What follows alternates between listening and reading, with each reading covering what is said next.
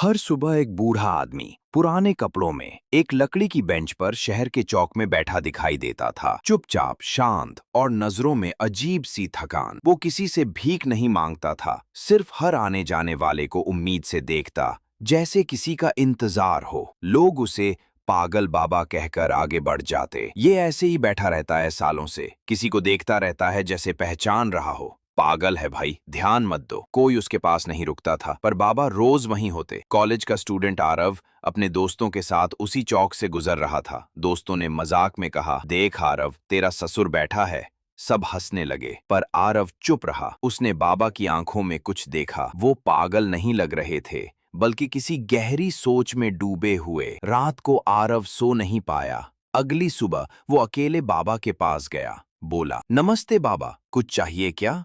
बाबा ने धीरे से सिर हिलाया। नहीं बेटा, बस ऐसे ही बैठता हूं। आरव ने चाय मंगवाई और दोनों साथ बैठे। बाबा चुप थे, पर उनकी आंखों में हजार कहानियां थीं। कुछ दिनों तक रोज मिलने के बाद बाबा ने बोलना शुरू किया। मैं एक स्कूल में हेडमास्टर था, 35 साल पढ़ाया, गणित, विज्ञान, जीवन के सबक। फिर? आरव ने पूछा। फिर मेरी बेटी। बाबा की आवाज कांपने लगी। मेरी जान थी वो। एक दिन स्कूल से लौटते समय एक्सीडेंट में मर गई। बीवी दिल के दौरे से चल बसी, और फिर सब कुछ बिखर गया। स्कूल स्कूल ने मुझे समय से पहले रिटायर कर दिया। कहा, बाबा अब आप थक गए हैं, आराम करिए। आरव अवाक था। मैं बस यहाँ बैठता हूँ, शायद कोई पुराना छात्र मुझे पहचाने, बस यही उम्मीद है। आरव ने ठान लिया, लोगों को ये जानना चाहिए कि जिसे वो पागल कहते हैं, वो एक महान गुरु हैं। उसने बाबा का वीडियो शूट किया। उनकी कहानी, उनकी आंखों का दर्द और उनका धैर्य सब रिकॉर्ड किया। टाइटल दिया, द फॉरगॉटन टीचर, जिसने हजारों को पढ़ाया लेकिन खुद अकेला रह गया। वीडियो वायरल हो गया। 3 दिन में 2 मिलियन व्यूज। कमेंट्स आने लगे, मेरे दादाजी भी ऐसे ही थे। आंसू आ गए। बाबा को खोज कर मिलना है, मैंने भी इनसे पढ़ा है, मैं शर्मिंदा हूं। 5वें दिन एक कार आकर रुकी। उसमें से एक आदमी निकला, सूट, गाड़ी, बड़ा अधिकारी। वो दौड़कर बाबा के पास आया और उनके पैर छू लिए। सर, मैं आपका वही शिष्य हूं, अमन।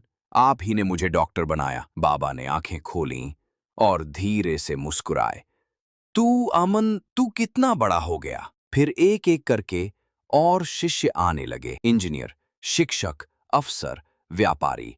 हर कोई शर्मिंदा था और भावुक भी। अगले हफ्ते शहर की नगरपालिका ने घोषणा की, हम बाबा सर के नाम से एक मुफ्त स्कूल खोलेंगे, ताकि शिक्षा और सेवा का ये दीपक हमेशा जलता रहे। बाबा को नए कपड़े, एक कमरा और एक सम्मानजनक पद दिया गया, स्कूल के संरक्षक का। अब हर सुबह वही बाबा जो चुपचाप बैठते थे, बच्चों को कहानियां सुनाते हैं। और हाँ, उस बेंच पर अब एक बोर्ड लगा है। यहाँ एक महान शिक्षक बैठते थे, जिन्हें दुनिया ने भुला दिया, पर समय ने नहीं। सीख, कभी भी किसी को उनके हालात से मत आको। हर बुजुर्ग के पास एक इतिहास होता है, और कभी-कभी वही इतिहास हमारी पूरी सोच बदल देता है।